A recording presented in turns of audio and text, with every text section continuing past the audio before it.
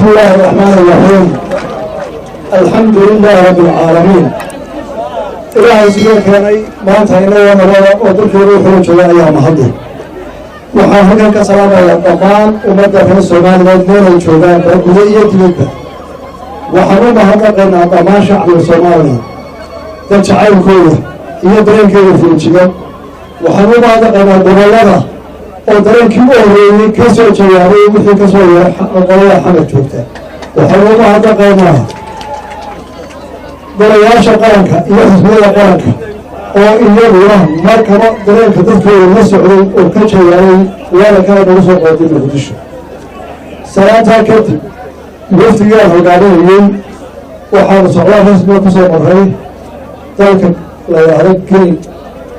koreakari ama faranji victoria waxaanu sii maray dalka etoobiya waxaanu kala kulay labada meeloodba wax wanaagsan iyo yuhoo fiican iyo qadarin dalka etoobiya waxaan joognay 24 saacadood 24 saacadood waxaan ku arnay labadii wasiire ugu waaweynaa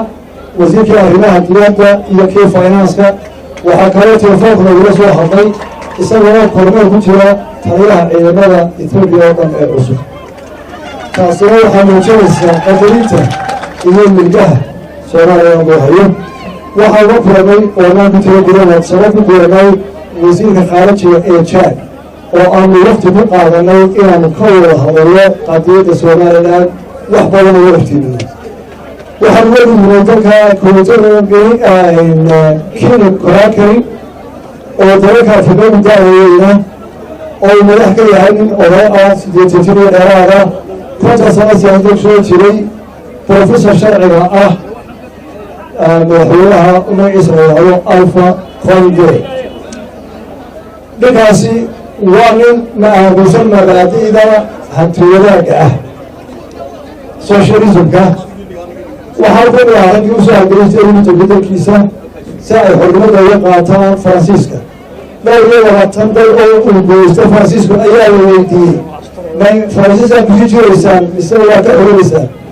keligood geli kuwaakali oo quran ayaa tuwaa xoronaynaa inta kale wiilay yidhaahdeen iyagoo masii joogaynaa taqaafiteeda dalkii intii ka dambeysay mid walba xornimada qaatay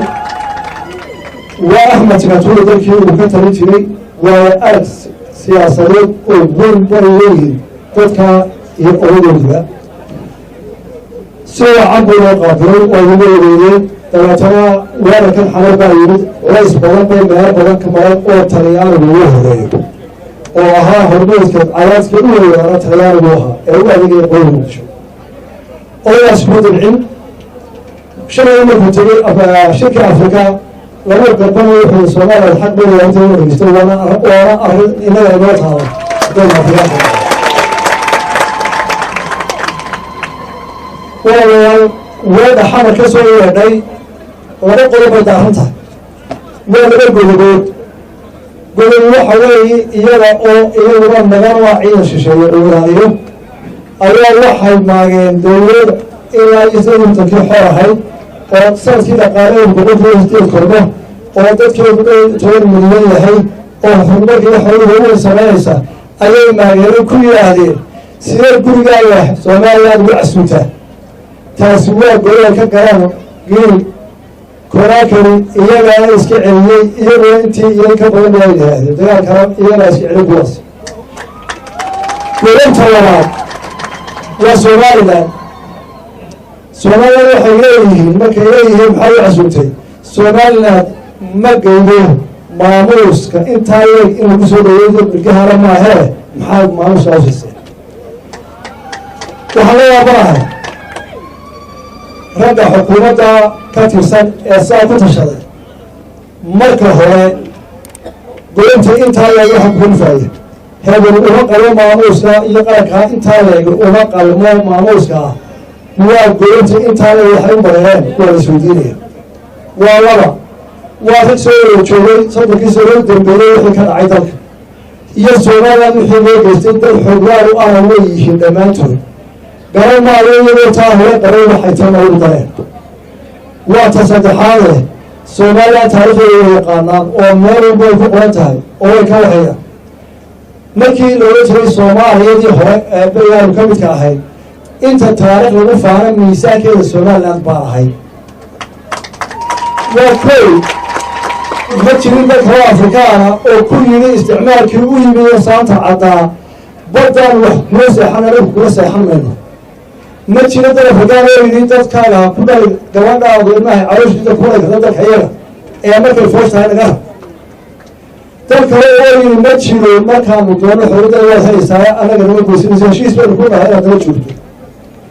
waa saddex qodob oo Soomaaliland gaara markii isticmaalku qarnigii 18aad dabeeqadii Afrika soo galayay lama wadaagto dee qolada koonfureed midayna wadaagto ta kale ee ugu fahmay adduunkooda marka waa halgankii dawaawiishta Soomaaliland booda ahaa oo ahayd oo tare xulaa Soomaaliland oo ciidankii dawaawiishta Soomaaliland ahaa waa kii Afrika ugu horreeyay ee taariikhda soo kacaysto waa ta saddexaad markii Soomaali gobolada haweysaysay dad iyaga oo siyaasiyiin iyo soomaaliyiintoodii maxraquuntooda madaxqamadooda oo Soomaali oo dhan ka xeeyay oo dawladda Ingiriiska boqortooyada fariistay wax ka socday inaga jira guddigii Suudaanada iyo odayaasha soomaaliyiinta ka soo dalay Cabdilaahi Suudaan Cabdiraxmaan iyo Suudaan Biixi Fay oo maanta kala sharaad Soomaaliland ahay ee koonfurmay lahayd markay Soomaali isqoonsatay ee qaranimada lagu heshiiyay isku diiday isku maaqaafay wixii ka dhacayna ee hadiyada gumaysiin ayaana gumaysiin waa farxiyo dhiibada ku isleeyay oo ka qaad oo hor maanta ay soo ajabeen ma lahayn waxaan garan waayay halka ay wax ka eegeen markaas qodobka ay ku hindiseen Soomaaliland ma galeen milgahaas maxaa loo maamusay anaga taariikhda ay soo garanayaan oo tii dambeysay wixii ka dhacay ay ogaayeen سيئة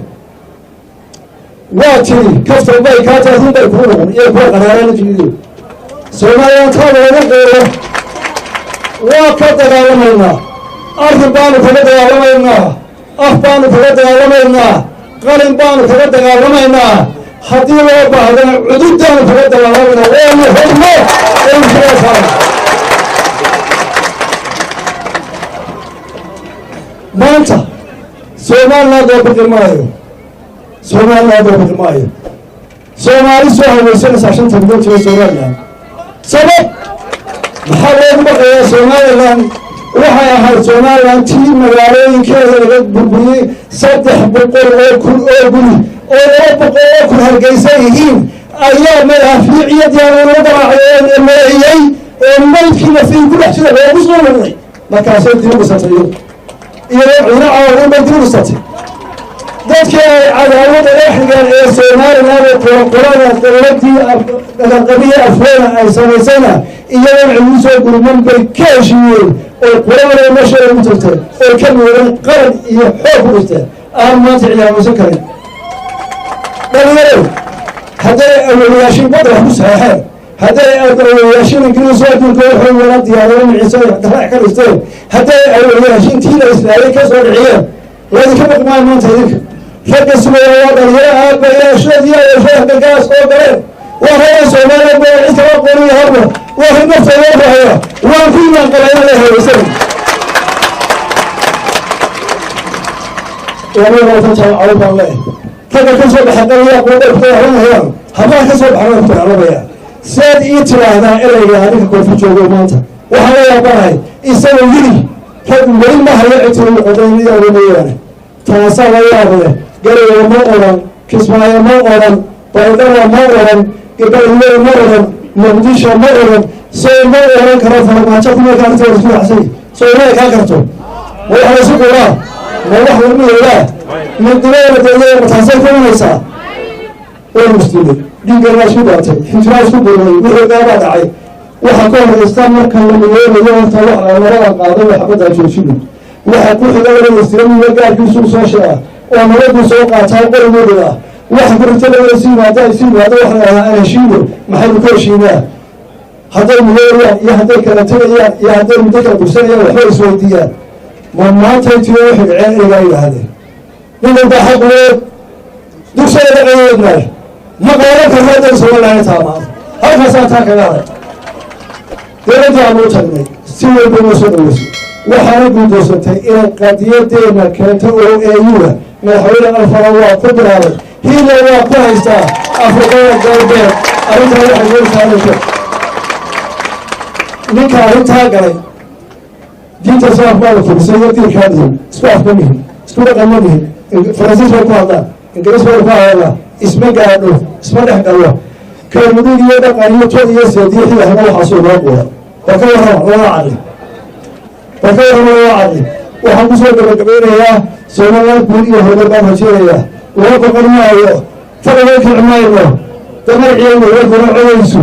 cudurada lagu qoraayo ka taasanahay taariikhda kala wanahay barito weyn gaar xisaan safar kala baxda caalamka kuwa badan baa xigi aruux iyo qaar soo degdegayso wasalaam calaykum wa rahmatullahi wa barakatuh